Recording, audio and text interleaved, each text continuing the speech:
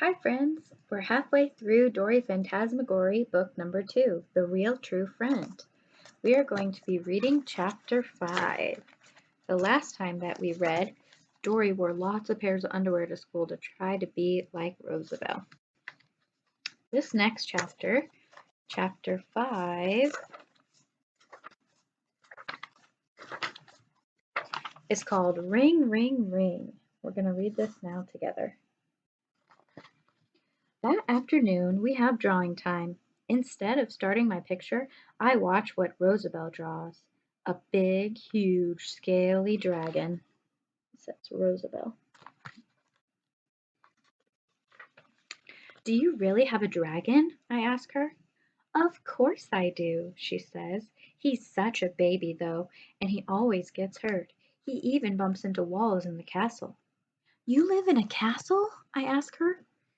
Where else would I live, she asks, although I do have a little cottage in the woods when I need to hide. Do you have an underground base? I do, says George. Raise your hand if you have an underground hamster base, he says, raising his own hand. Ignore George. I ignore George and ask Roosevelt, hide from what? You know, creepy old witches. What kind of other thing? Says Roosevelt.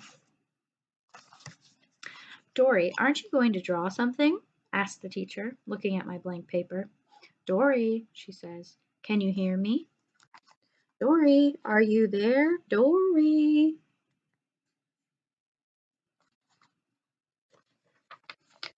After school, I rush straight to my room to get all my layers off and put my nightgown on and find out if I got any phone calls while I was gone.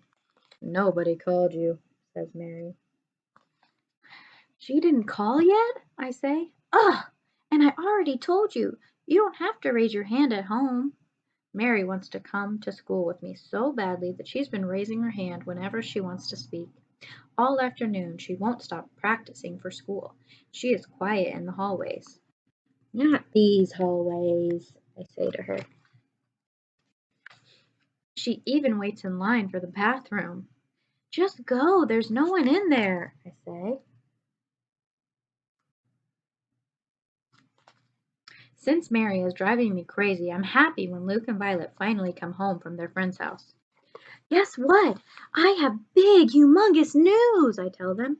Roosevelt has a dragon, and she lives in a castle. I'm dead serious. See, Luke says to Violet, I told you Rascal made Roosevelt up. What? I did not make her up. She is a real girl in my class. She sits next to me, I say. Is she real in the same way that Mary is real? Says Violet. You better say I'm real. You better, says Mary behind me.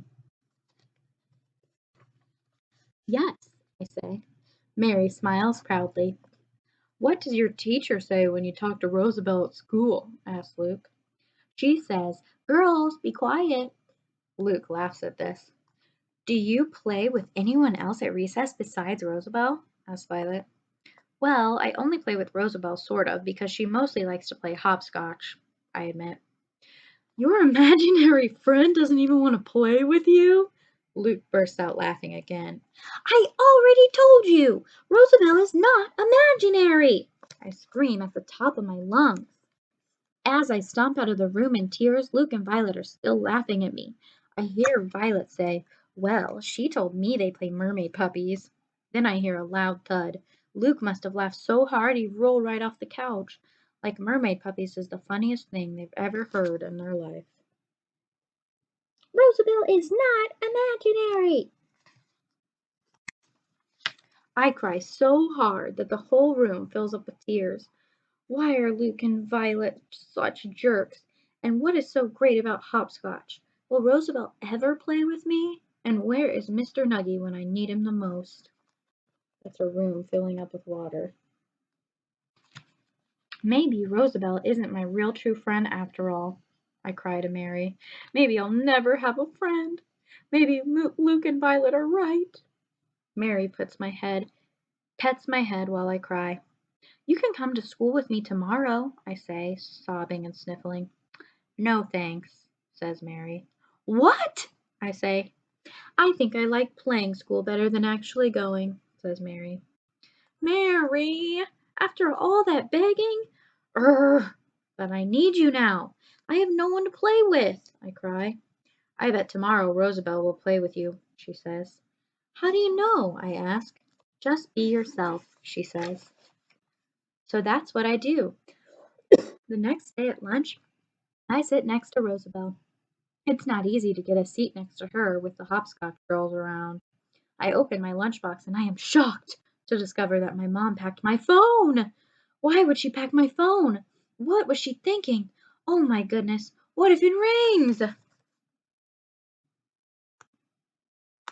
Remember what her phone is? Dory's phone is a banana. Please, please, please don't let it ring. Uh-oh. Ring, ring, ring, goes my banana. I have to answer it. If I don't answer it, Mr. Nuggy will be chicken soup. Hello, I say. Dory, how are you? Asks Mrs. Gobblecracker. Fine, I say, looking around the noisy cafeteria. I have to cover the other ear so I can hear her. I've decided what I want, she says. It's about time, I say back. I will free Mr. Nuggy if you can get me what I want. Yes, anything, I say. I want a princess, says Mrs. Gobblecracker. A princess? Where am I going to get a... And then I look over at Rosabelle, cutting her grapes in half and eating them with a fork. I do some quick math in my head. Uh-oh. 1. The poofy dress. 2. The crown. 3. High heels. 4. A castle. A dragon. The tea set. The earrings. Cutting her grapes. Equals...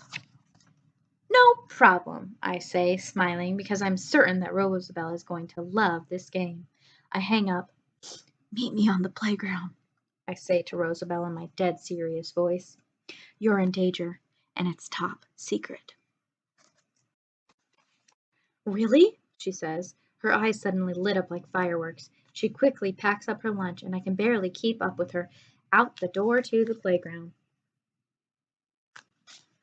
Rosabelle screams so loud when I tell her about Mrs. Gobblecracker that the hopscotch girls cover their ears and run away. She screams. Tell me everything, says Rosabelle. And I mean everything. Well, she has pointy teeth, a black cape, a long nose, sharp black nails, crooked shoes, a creepy bun. Rosabelle walks back and forth thinking. She looks very serious. For a long time she doesn't say anything. Finally, she opens her mouth to speak. We'll have to go to war, she says. War? I say. Do you have a horse? She asks me. I say. You need a horse. We have to be prepared to fight. This war isn't just about us. This is about protecting the whole kingdom. Who else is on Mrs. Gobblecracker's side? She asks me. I don't think anybody. I've never seen anybody else, but she is definitely not working alone, says Rosabelle. I'm sure she has helpers. How many prisoners has she already taken? And where are they all? Asks Rosabelle. I don't know, I say. I never thought about it. She has a cave. You never thought about it, Rosabelle gasps. This is about injustice. We'll have to free them. I bet her cave is full of prisoners. It's up to us to save them. We need a plan, a real plan. We can't take any risks. I'm not going to spend the rest of my life spinning gold in a cave or whatever. Then she starts talking even faster. It's too bad my dragon is so injured right now, but I can gather some knights when I get home from school. Whoa. I think that Dory finally found someone with a big imagination like her. What do you think? And we need to make a map of the woods to locate her cave. And I'll get my horse and see if I can't find my sword and lemon juice, she suddenly shouts. We'll need your lemon juice. And then recess is over.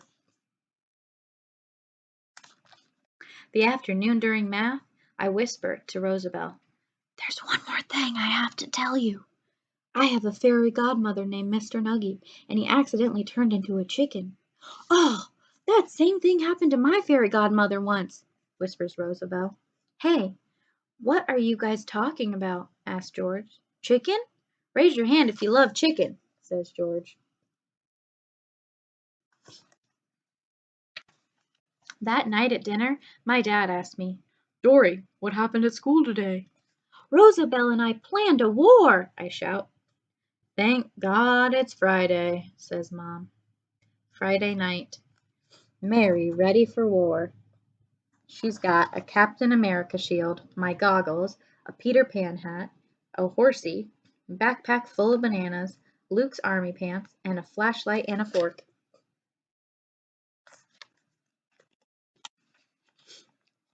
Why does W start with a D? Do crickets like morning? Do grown-ups have no future?